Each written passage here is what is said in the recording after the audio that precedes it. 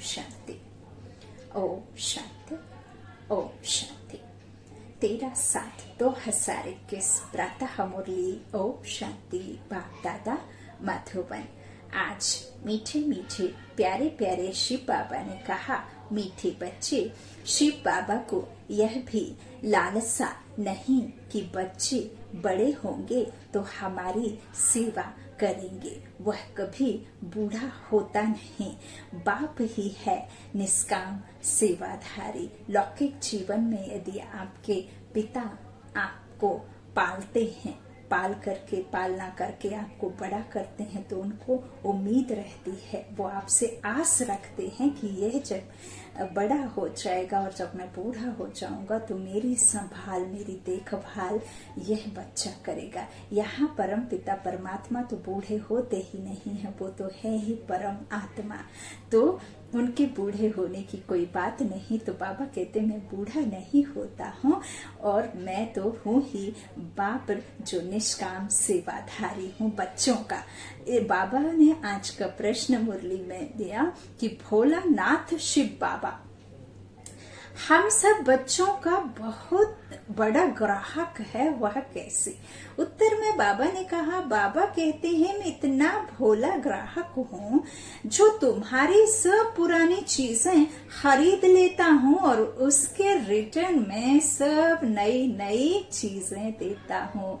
काम, क्रोध, मोह, लोभ, अहंकार, ये पुरानी दुनिया, ये जो कहना चाहिए कि पतित तन, वो हमारी आत्मा पर जो खाद पड़ी, उसके सब अवगुण, आसुरी अवगुणों को लेकर के बाबा हमें क्या से क्या बनाते हैं, क्या उपहार देते हैं। नई दुनिया का उपहार हमें विश्व महाराजन महारानी का उपहार देते हैं और उसके बदले हमसे लोहा लेते हैं और हमें रत्न देते हैं, है ना। तो बाबा कहते हैं रिटर्न में क्या देता हूँ? नई नई चीजें। तुम कहते हो बाबा यह तन मन धन सब आपका है, तो उसकी एवज में तुम्हें ब्यूटीफुल तन मिल जाता, आधार धन मिल जाता। बाबा कहते हैं आज का जो गीत है वो है भोलेनाथ से निराला कोई नहीं, निराला, न्यारा और प्यारा है ना गीत, भोलेनाथ से निराला। ओम शांति। यह भक्ति मार्ग में गीत गाते हैं। जो भी गीत है सब भक्ति मार्ग के हैं।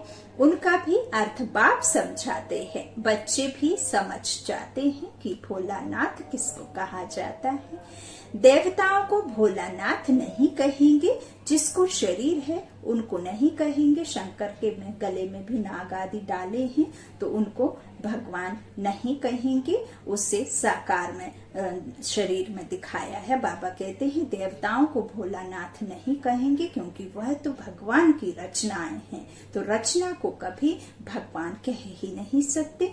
गाया हुआ है सुदामा के 2 मुट्ठी अन्न की, बाबा अन्न की दी तो महल मिल गए, तो भी कितने समय के लिए? 21 जन्म के लिए। अब बच्चे समझते हैं कि बाप आकर के भारतवासियों को बरोबर हीरे जवाहरों के महल देते हैं, तो किसकी एवज में देते हैं?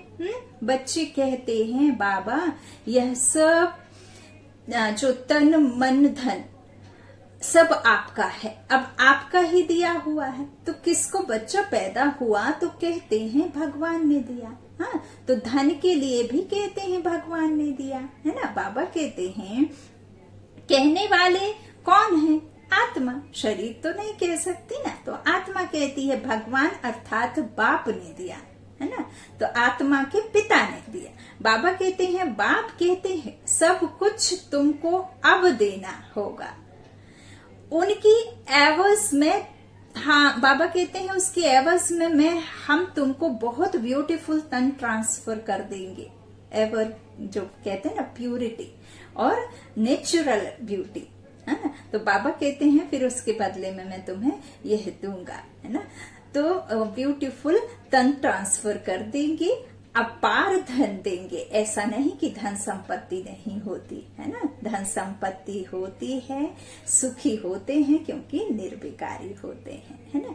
बाप कहते हैं लेकिन किसको बाबा कहते हैं लेकिन किसको देंगे? जरूर बच्चों को ही देंगे। लौकिक बाप से तो अल्पकाल के लिए धन मिला है, बेहद का बाप हमको बेहद का वर्षा देंगे। बाबा कहते हैं, बाप समझाते हैं ज्ञान और भक्ति में रात दिन का फर्क है। भक्ति में अल्पकाल के लिए मिलता है, धन है तो सुख है। धन, बाबा कहते हैं धन है तो सुख है, तो धन के बिगर मनुष्य कितने दुखी होते हैं। बच्चे जानते हैं बाबा हमको अथाह धन देते हैं, इसलिए खुशी होती है। बाबा कहते हैं सुख धाम में तो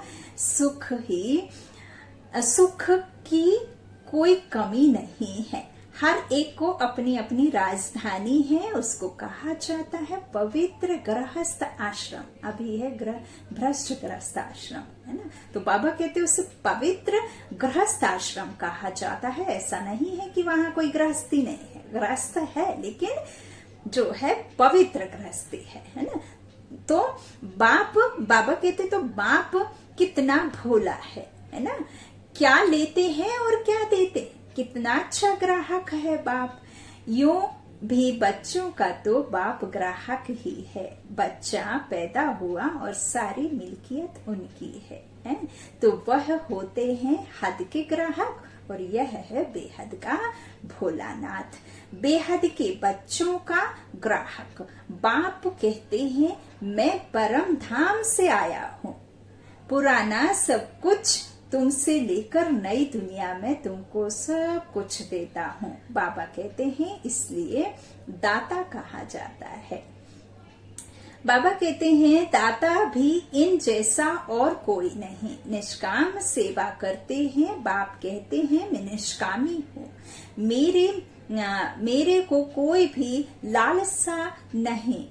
बाबा कहते हैं ऐसे तो नहीं कहता हूँ कि बच्चों का काम बूढ़े बाप की संभाल करना, क्योंकि हमने तुम्हारी संभाल की है ना। ऐसा बदले में नहीं कहते हैं।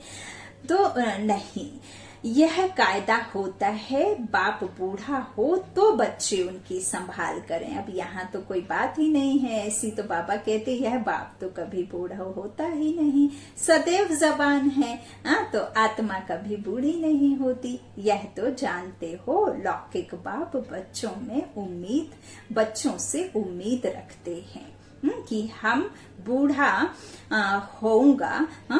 होंगे तो बच्चे हमारी सेवा करेंगे। भल सब कुछ बच्चों को दे देते, फिर भी सेवा तो होती है ना, फिर भी सेवा तो होती ही है।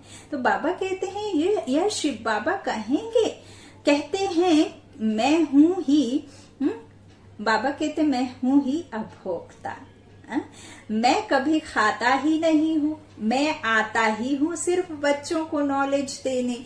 तो सुप्रीम रूहों को बैठ समझाते हैं। क्या समझाते हैं कि रूह ही सुनती है, हर एक बात रूह करती है, संस्कार भी रूह ले जाती है, जिसके आधार पर फिर शरीर मिलता है। ये जो आपके फीचर्स हैं वो भी आपकी आत्मा के संस्कारों के हिसाब से ही माँ के गर्भ में आने के बाद आत्मा जब धारण करती है उस तन को माँ के गर्भ में, तब वो फीचर्स भी फिर उस हिसाब से ही मिलते बनते हैं, जैसे आपकी आत्मा के संस्कार होते हैं। तो बाबा कहते हैं उसके आधार पर फिर शरीर मिलता है। यहाँ मनुष्यों की अनेक मतें हैं। कोई कहते हैं रूह परमात्मा ही ठहरा, उनको कुछ भी लेप छेप नहीं लगता है, जबकि आत्मा ही गति दुर्गति में जाती है, कर्म विकर्म में जाती है। तो आत्मा ही सीढ़ी उतरती है, आत्मा है मैं ही। फिर ये कैसे कह सकते हैं कि निर्लेप है? आत्मा ही तो लेप छेप वाली है ना, आत्मा ही तो इस तन के द्वारा सब कष्ट भोगती है। तो बाबा कहते फिर वो कह देते लेप छेप नहीं लगता है, आत्मा निर्लेप है। बाबा कहते हैं कह देते हैं। तो अगर आत्मा निर्लेप होती तो क्यों कहते पाप आत्मा, पुण्य आत्मा, धर्मात्मा, देवात्मा, संतात्मा? तो बाबा कहते हैं अगर आत्मा निर्लेप है तो कहा जाए पाप आत्मा को बुलाते भी है ना। तो बाबा कहते हैं फिर कहा जाए कि शरीर पुण्य शरीर, ऐसा क्यों नहीं कहते, है ना। तो बाबा कहते हैं इस तरह से अनेक अनेक मत फिर कहना चाहिए ना कि पाप शरीर पुण्य शरीर, क्यों नहीं कहते, है ना। तो अभी तुम जानते हो कि सभी आत्माओं का रूहानी बाप हम रूहों को पढ़ा रहे हैं इस शरीर द्वारा। किस शरीर द्वारा? ब्रह्मा शरीर द्वारा। तो बाबा कहते हैं इस शरीर द्वारा आत्मा को बुलाते भी है ना, है ना, कि कहते हैं कि हमारे बाप की आत्मा आई तो टेस्ट ली। बाबा कहते हैं इस तरह से आत्मा ही टेस्ट लेती है, बाप तो ऐसा नहीं, बाप को ऐसा नहीं कहेंगे, वो तो अभोक्ता है। ब्राह्मणों को बाबा कहते हैं ब्राह्मणों को खिलाते हैं, आत्मा आती है, कहाँ तो विराजमान होती होगी। बाबा कहते ब्राह्मणों आदि को जो कहना चाहिए आदि खिलाना, यह भी तो ड्रामा में नूंद है ना। जो हम किसी को देहांत होने के बाद में फिर उसका जो पिंडदान और ये सब करते हैं ना, तो बाबा कहते फिर यह भी तो ड्रामा में नूंद है और ड्रामा है। तो बाबा कहते हैं इसमें कोई वंडर नहीं खाना चाहिए, है ना। तो बाप जो है नटशेल में ड्रामा के राज को बताते हैं, है ना। बाबा कहते हैं कि बाप नटशेल में ड्रामा के राज को बताते हैं। डिटेल तो इतनी ड्रामा की समझाने दे नहीं सकते कि एक एक को समझाने में ही वर्ष लग जाए, है ना। तो बाबा कहते तुम बच्चों को बड़ी सहज शिक्षा मिलती है, गाते भी हैं, हे पतित पावन आओ आकर हमको पावन बनाओ। बाबा कहते हैं उनका नाम ही है पतित पावन। ब्रह्मा जो है ब्रह्मा विष्णु शंकर को पतित पावन नहीं कह सकते, वह तो खुद इनके द्वारा जो है बनते हैं, तो फिर उनको रचना को कभी भी पतित पावन नहीं कह सकते। बाबा कहते हैं उनको नहीं कह सकते ब्रह्मा विष्णु को पतित पावन, बाप को ही पतित पावन, लिबरेटर, दुख हरता सुख करता भी उनको ही कहा जाता है। वह है निराकार शिव, निराकार शिव के मंदिर में जाकर देखो, वहां लिंग रखा है, जरूर चैतन्य था तब तो पूजा करते हैं। यह देवता भी कभी चैतन्य थे, जो मूर्तियां हैं वो कभी चैतन्य आत्मा उन देवताओं में थी शरीर के साथ। अब वो मूर्तियां सिर्फ आधार मूर्त है, वो उनकी भासना है कि वो देवता ऐसे होते थे, लेकिन वो अभी चैतन्य आत्माएं उनमें नहीं है, वो सिर्फ जो कहना चाहिए जड़ चित्र है, मूर्तियां हैं, है ना। तो इस तरह से देवताओं में भी चैतन्य आत्मा शक्तियां थी। बाबा कहते हैं ये देवता भी कभी थे ऐसे, तो उन्हों की महिमा है। नेहरू चैतन्य में था तब तो उनका फोटो निकाल महिमा करते हैं। कोई अच्छा काम करके जाते हैं तो उनका जड़ चित्र बनाए महिमा करते हैं, पवित्र की ही पूजा करते हैं। कोई बाबा कहते कोई इस तरह से कोई भी मनुष्य की पूजा नहीं कर सकते, विकार से पैदा होते हैं, है ना। बाबा कहते हैं विकार से पैदा होते हैं ना, तो उनकी पूजा नहीं हो सकती है। पूजा जो है देवताओं की होती है जो सदैव पवित्र होते हैं। तुम जानते हो बाप आया था, फिर अब संसार पर बाबा कहते हैं कि तुम जानते हो कि बाप आया था, फिर अब संसार संगम पर आया है ना। आए थे और अब आए हैं तो स्वर्ग की स्थापना करने, फिर द्वापर से रावण राज्य शुरू होगा, मध्य से, है ना, मध्य है वो। तो जब आत्मा रजो में आ जाती है ना, इस तरह से पाठ जो है सतो का निकल जाता है। और कृष्ण की जो कहते हैं कि बाल्य अवस्था सतो प्रधान, फिर जब वो लक्ष्मी नारायण बनते हैं तो उनकी रजो अवस्था होती है उस युग में, है ना।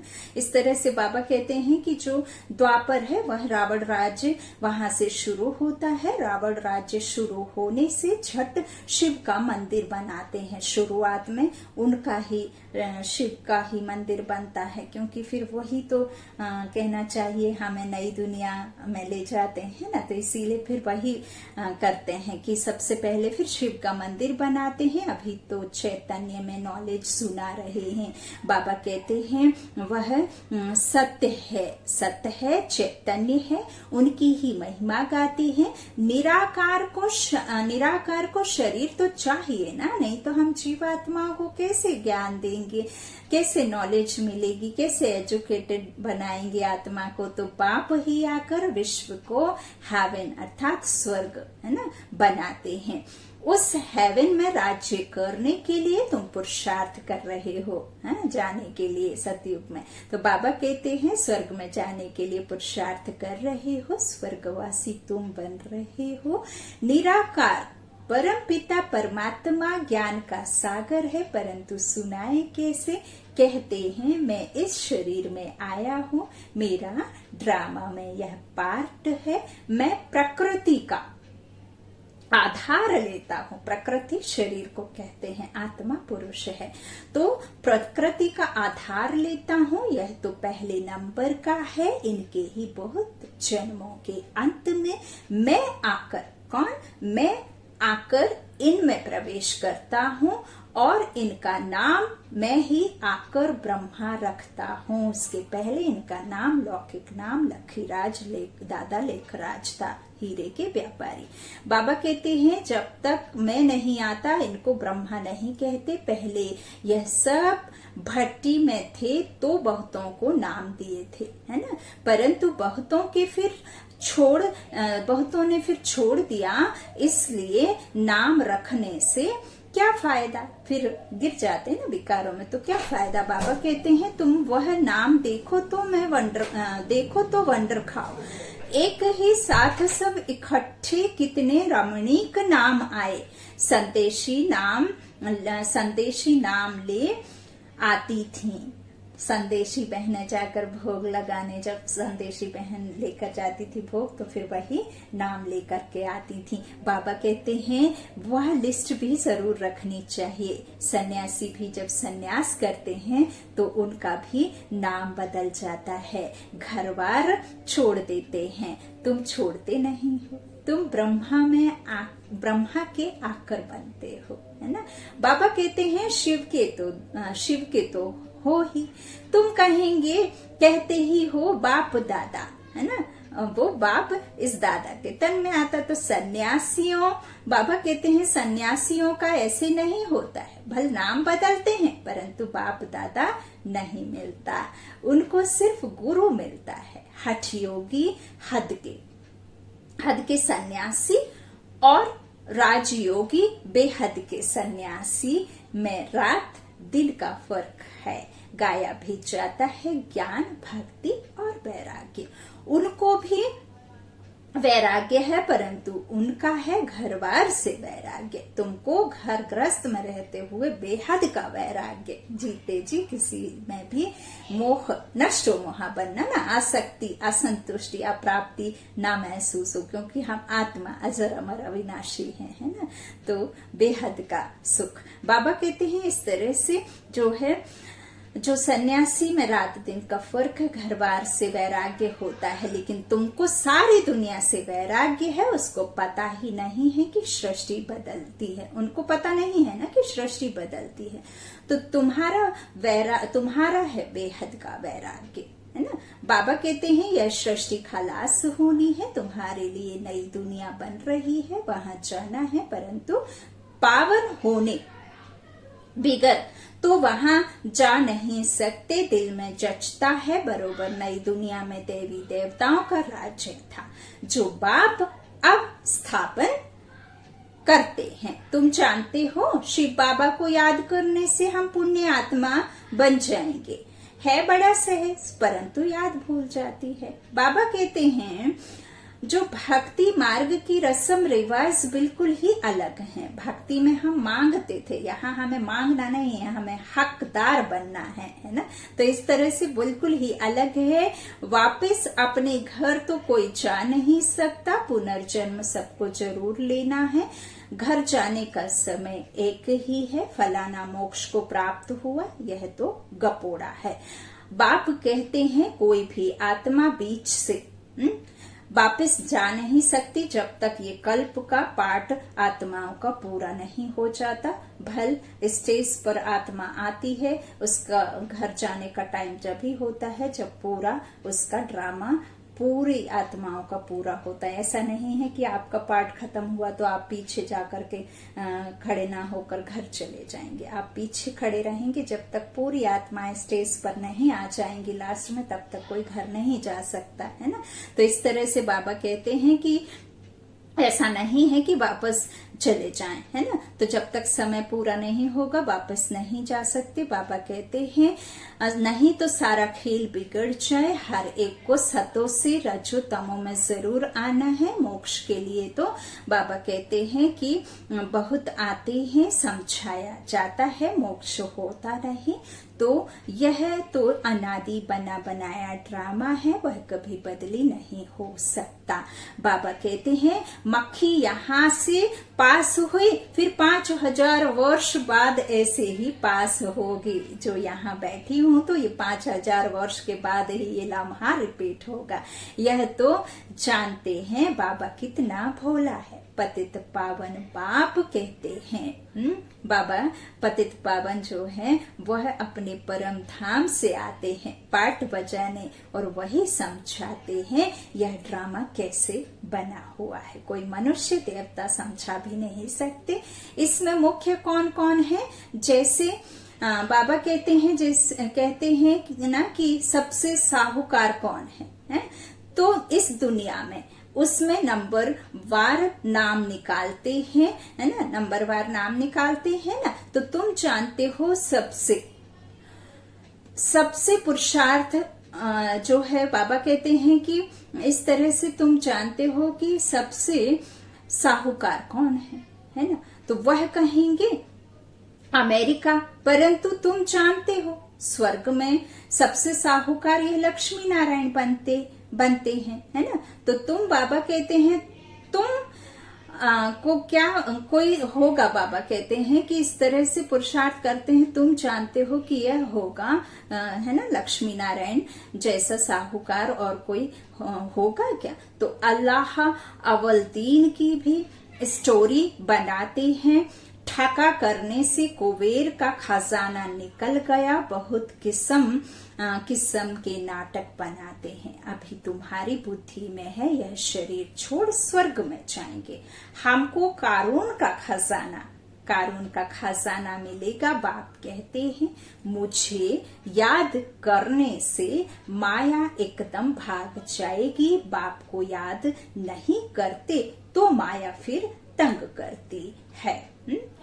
बाबा कहते हैं कि बाबा मिलेगा, माया तंग करती है ना किस्म से। तो बाबा कहते हैं फिर इस तरह से कहते हैं बाबा हमको माया के तूफान बहुत आते हैं। अच्छा, बाप को बहुत प्यार से याद करो तो तूफान उड़ जाएंगे। बाकी बाबा कहते हैं कि बाकी नाटक आदि बैठ बनाए हैं, बात है कुछ भी नहीं। बाप कितना सहज बताते हैं, सिर्फ बाप को याद करो तो तुम्हारे में जो अलाय है ना, वह निकल जाएगी और कोई तकलीफ नहीं देते हैं। आत्मा जो पवित्र सच्चा सोना थी वह अब झूठी बन गई है ना।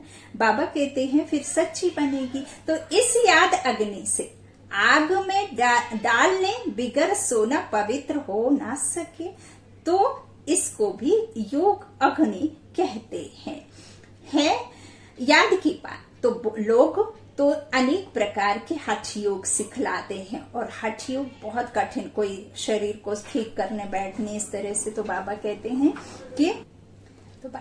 हैं है याद की बात, वो लोग तो अनेक प्रकार के हठ योग सिखलाते हैं। बाबा कहते तुमको तो बाप कहते हैं उठते बैठते सोते जागते खाते पीते हंसते बोलते सब कहीं भी रहते काम में रहते। बाबा कहते हैं कि बस याद करो। आसान, बाबा कहते हैं आसन आदि कहाँ तक तुम लगाएंगे, है ना। अब माताएं ही हैं तो वो आसन लगा करके तो नहीं बैठेंगी, उनको तो पूरे टाइम ही काम रहता है। जो बिजनेस कर रहे हैं, जो नौकरी कर रहे हैं, वो भी पूरे टाइम ऐसे आसन तो नहीं लगा सकते। बाबा कहते हैं तुम कहाँ आसन आदि लगाएंगे, तो आत्मा ही तिरछी हुई है तो आत्मा को ही सीधा करना है। कोई कमर तिरछी करने और सीधी करने की, शरीर को सीधा करने के लिए तो योगा है, योग तो आत्मा को सीधा करना है। तो बाबा कहते हैं यह तो चलते फिरते काम करते याद में रहना है। तो भल बीमार हो तो यहाँ लेटकर भी बाप को याद कर सकते हो। ऐसा तो नहीं है कि बीमार हो तो आपके मन में कोई संकल्प नहीं, किसी की याद नहीं रहती, तो आप भल बीमार हो, बाबा कहते हैं कि तो भी आप याद में रह सकते हैं। वैसे भी अपने सेंटर्स में देखिए सोफे रहते हैं, वो बैठने के लिए, जिनको कमर में नी में पेन है, जो बीमार है उनके लिए रहते हैं ना। तो बाबा तो सुविधाएं और सुख, और बाबा अपने बच्चों को समझते हैं कि बच्चों को तकलीफ ना हो। यदि आप बाबा ये कहें कि शरीर को सीधा करके बैठो और आप बीमार हो तो आपकी जो बीमारी में ही आपका मन लगा रहेगा, तो फिर याद कैसे करेंगे, है ना। इसीलिए बाबा हमें सहज रीति बताते। बाबा कहते लेट करके भी याद कर सकते हो। शिव बाबा को याद करो और चक्र फिराओ, स्वा का चक्र दर्शन करो। बस बाबा कहते हैं, उन्होंने फिर लिखा है गंगा का तट हो, अमृत मुखमय हो, गंगा के किनारे तो गंगा जल ही मिलता है। बाबा कहते हैं इसलिए मनुष्य हरिद्वार में जाकर बैठते हैं। बाप तो कहते हैं तुम कहाँ भी बैठो, भल बीमार हो, सिर्फ बाप को याद करो, स्वदर्शन चक्र फिराते रहो, तब प्राण तन से निकले। स्वदर्शन चक्र फिराते रहो, परमात्मा की याद में रहो, तब प्राण तन से निकले। यह प्रैक्टिस करनी पड़े। उस भक्ति मार्ग की बातों में और इस ज्ञान मार्ग की बातों में कितना फर्क है, रात दिन का फर्क है। बाप की याद में तुम स्वर्ग के मालिक बन जाएंगे, वह तो लड़ाई वालों को कहते हैं। जो युद्ध के मैदान में मरेगा वह स्वर्ग में जाएगा। वास्तव में युद्ध बिल्कुल ही, बाबा कहते हैं जो इस तरह से वास्तव में क्या है, बाबा कहते वास्तव में युद्ध बिल्कुल ही जो है नहीं है। उन्होंने तो कौरवों पांडवों जो युद्ध है ना, यही है, आत्मा की विकारों से युद्ध है। माया से जीत पहननी है, योग अग्नि में दग्ध करना है इस विकारों को। तो बाबा कहते याद से ही आपकी तलवार में जौहर भरेगा। यही है, बाबा कहते हैं उन्होंने कौरवों पांडवों का लश्कर दिखाया है। महाभारत लड़ाई हुई, फिर क्या हुआ, रिजल्ट कुछ भी नहीं। बाबा कहते बिल्कुल ही घोर अंधियारा है, कुछ भी समझते नहीं, इसलिए अज्ञान अंधेरा कहा जाता है, अंधियारा कहा जाता है ना। तो बाप फिर रोशनी करने आया है, उनको ज्ञान का सागर नॉलेजफुल कहा जाता है। अभी तुमको भी सारा ज्ञान मिला है। बाबा कहते हैं वह है मूल वतन जहाँ तुम आत्माएं रहती हो। उनको ब्राह्मण भी कहा जाता है, ब्रह्मांड भी कहा जाता है ना। बाबा कहते ब्रह्मांड में रहने वाली आत्माएं, तुम यहाँ पाठ बजाती हो, यहाँ रुद्र यज्ञ रचते हैं, तो बाप के साथ साथ तुम आत्माओं की भी पूजा करते हैं ना, रुद्रियों की, वही आत्मा का स्वरूप है। तो बाबा कहते हैं कि इस तरह से पूजा करते हैं क्योंकि तुम बहुतों का कल्याण करते हो, है ना। तो इसीलिए बाबा कहते हैं बाप के साथ तुम भारत की खास और दुनिया की आम रूहानी सेवा करते हो, इसलिए बाप के साथ तुम बच्चों का भी पूजन होता है। अच्छा, बाप दादा का याद प्यार, मीठे मीठे सीखी लाधे बच्चों प्रति माता पिता बाप दादा का याद प्यार और गुड मॉर्निंग। रूहानी बाप की रूहानी बच्चों को नमस्ते। हम रूहानी बच्चों की रूहानी माता पिता बाप दादा को याद प्यार और गुड मॉर्निंग। शुक्रिया बाबा, मीठे बाबा, प्यारे बाबा। धारणा के लिए मुख्य सार बाबा ने पहले बच्चों से कहा, माया के तूफानों को भगाने के लिए बाप को बहुत बहुत प्यार से याद करना है। आत्मा को योग अग्नि से सच्चा सोना बनाना है। दूसरा बाबा ने कहा, बेहद का बैरागी बन, इस पुरानी दुनिया को भूल जाना है। दुनिया बदल रही है, नई दुनिया में जाना है, इसलिए इससे संन्यास लेना है। वरदान बाबा ने दिया, ज्ञान के पॉइंट्स को हर रोज रिवाइज कर समाधान स्वरूप बनने वाले बेगमपुर के बादशाह भव। ज्ञान के पॉइंट्स जो डायरियों में अथवा बुद्धि में रहती हैं, उन्हें हर रोज रिवाइज करो और उन्हें अनुभव में लाओ, तो किसी भी प्रकार की समस्या का सहज ही समाधान कर सकेंगे। कभी भी व्यर्थ संकल्पों के हैमर से समस्या के पत्थर को तोड़ने में समय नहीं गवाओ। ड्रामा शब्द की स्मृति से हाई जंप दे आगे बढ़ो, फिर ये पुराने संस्कार अब आपके दास बन जाएंगे। लेकिन पहले बादशाह बनो, तख्त नशीन बनो। और बादशाह और तख्त नशीन जब आप दिल से दिलाराम को याद करेंगे, अपने को आत्मा निश्चय परमात्मा को बहुत याद करेंगे, और इस तरह से बाबा कहते हैं कि जो पुराने संस्कार आपके दास बन जाएंगे। लेकिन फिर आपको पहले बादशाह बनना, और बादशाह अपने कर्म इंद्रियों को वश में करना, स्वराज्य करना, विकारों से मुक्त रहना, है ना।